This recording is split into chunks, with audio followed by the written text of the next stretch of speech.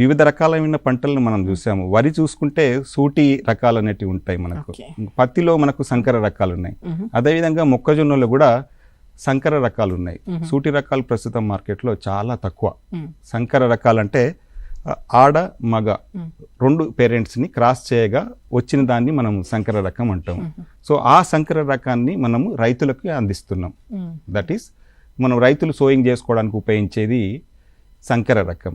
రకానికి సంకర రకానికి తేడా ఏంటంటే సంకర రకాలు మంచి చీడపీడలని తట్టుకునే శక్తి ఎక్కువగా ఉంటుంది. దిగుబడి కూడా మనకు ఎక్కువ ఇచ్చే అవకాశం ఉంటుంది. అంటే విగర్ ఎక్కువ ఉంటుంది, దిగుబడి కూడా ఎక్కువ ఇచ్చే అవకాశం ఉంటుంది. కాబట్టి మొక్కజొన్నలో సంకర రకాలే మనకు చాలా ప్రాచుర్యంలో ఉన్నాయి. ఓకే, ఎంపిక గురించి కూడా చెప్పండి. అంటే ఎట్లా ఎంపిక చేసుకోవాలి అనేది అవును, ఇంతకుముందు మీకు చెప్పాను నేను.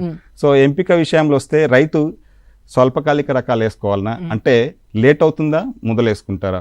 స్వల్పకాలిక రకాల, మధ్యకాలిక రకాల, దీర్ఘకాలిక రకాల.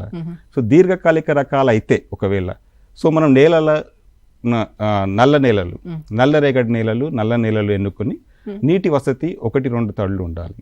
సో దానికి దీర్ఘకాలిక రకాలను ఎన్నుకోవడం ద్వారా కొద్దిగా ఎక్కువ మొత్తంలో దిగుబడిని ఆశించవచ్చు.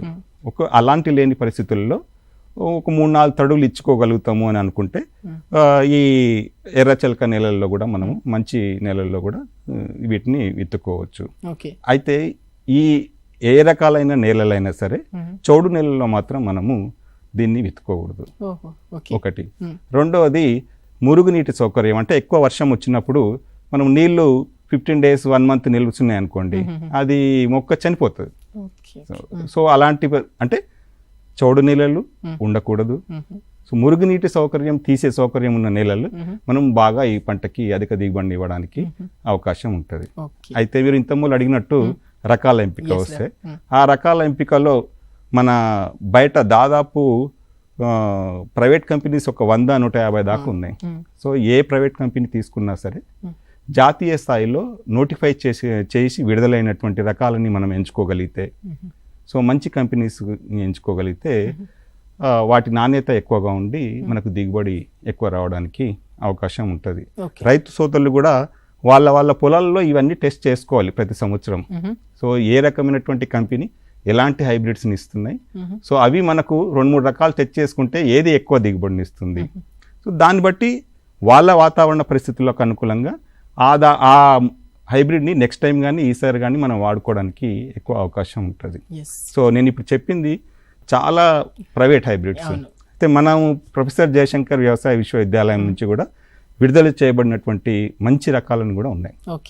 అవి ఈ విషయానికి వస్తే ఇక్కడ పరిశోధన స్థానం గురించి మాట్లాడుకోవాలి.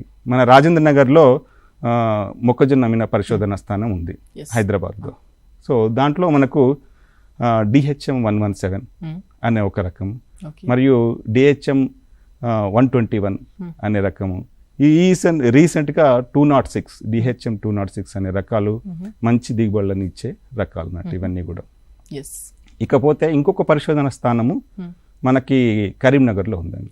కరీంనగర్ నుంచి కూడా కరీంనగర్ మక్కా 1. సో ఈ 2 రకాలు కూడా మనకు దాదాపు ఈ మొత్తం మీకు 5 రకాలు చెప్పాను.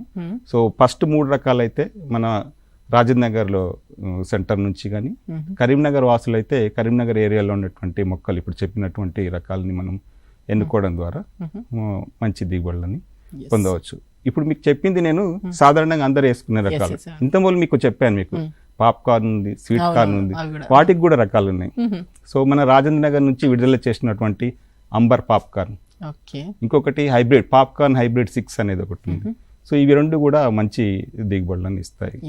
స్వీట్ కార్న్ కూడా ఉన్నాయి మళ్ళీ, స్వీట్ కార్న్ ప్రియా, మాధురి.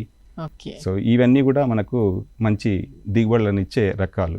ఇవి మన రాజేంద్ర నగర్లో పరిశోధన స్థానం నుంచి ఎవరికైతే రైతులు కానీ ఎవరికైతే ఇంట్రెస్ట్ ఉంది కానీ వాళ్ళు అక్కడ నుంచి తెచ్చుకోవడానికి అనుకూలంగా ఉంటుంది. సార్ ఎలా అప్రోచ్ అవ్వమంటారు సార్? అంటే సరిపడేంత ఉన్నాయా, ఎలా ఏంటి అని బాగా అడిగారు. అయితే మనం ప్రతి సంవత్సరం మేలో 24 మే 24th రోజు మనము సీడ్ మేళా అనే ఒక ప్రొఫెసర్ జయశంకర్ వ్యవసాయ విశ్వవిద్యాలయం నుంచి సీడ్ మేళా మనం కండక్ట్ చేసుకుంటున్నాము. సో ఆ సీడ్ మేళాల్లో దాదాపుగా మన రాష్ట్రంలో ఎన్నైతే పరిశోధన స్థానాలు ఉన్నాయో అవన్నిటి నుంచి కూడా ఏమేమైతే వెరైటీస్ ఉన్నాయో మనం ఇక్కడికి రాజేంద్ర నగర్కి తీసుకొచ్చి కొంత క్వాంటిటీని మనం రైతులకి అందుబాటులో ఉంచుతున్నాము. ఎస్.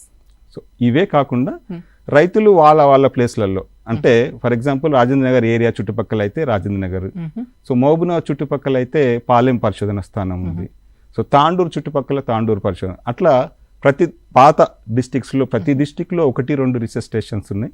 సో అక్కడ వాళ్ళు ఈ సీడ్ని మనము లభ్యత ఉంటుంది, అక్కడికి కూడా వెళ్ళి తెచ్చుకోవచ్చు. ఎస్. బట్ పరిశోధన స్థానాలు అయితే రాజేంద్ర నగర్ మరియు కరీంనగర్.